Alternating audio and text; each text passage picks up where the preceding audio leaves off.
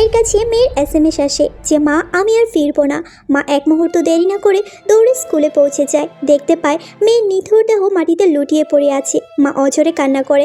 বেশি ওঠে মেয়ের সাথে কাটানো সুন্দর স্মৃতিগুলো। জানা যায় মেয়ে কিছুদিন ধরেই র্যাগিংয়ের শিকার হচ্ছিল। কিছু দুষ্ট মেয়ে তাকে র্যাগিং করে ছাদ থেকে ধাক্কা দিয়ে ফেলে দিয়েছে। মা চিন্তা করে সে প্রতিশোধ নেবে। মেয়ের মৃত্যু সে কিছুতেই মেনে নেবে না। তাই তার প্রতিশোধ পূরণ করার জন্য কাজের লোক হিসাবে ওই দুষ্ট মেয়ের বাড়িতে প্রবেশ করে। মেয়েটিও ভীষণ চালাক। কাজের লোককে পরীক্ষা করার জন্য তার পায়ে পর্যন্ত চুমু দিতে হয়। মহিলাটিও হার মানে না। ওই মেয়েটিকে খুশি করার জন্য সে নিজের উপরও টর্চার চালায়। মেয়েটা খুশি হয়ে যায়। মেয়েটার মন জয় করে মহিলাটি চিন্তা করে মেয়েটাকে মারার আগে তার বাবার মন জয় করতে হবে, না হলে হয়তো তাকে সন্দেহ করতে পারে। দেখা যায় মেয়েটার বাবা যখন বাসায় ফিরে মহিলাটি এমন ভাব করে সে সিঁড়ি থেকে পড়ে যাচ্ছিল। বাবা তাকে বাঁচাতে গিয়ে তার প্রেমে পড়ে যায়। রাত্রেও মহিলাটি একই কাজ করে। আস্তে আস্তে এই লোকটি মহিলাটির প্রেমে পড়ে যায়। আর এই সুযোগে মহিলাটি ওই মেয়েটাকে মেরে দেয় আর নিজের প্রতিশোধ পূরণ করে।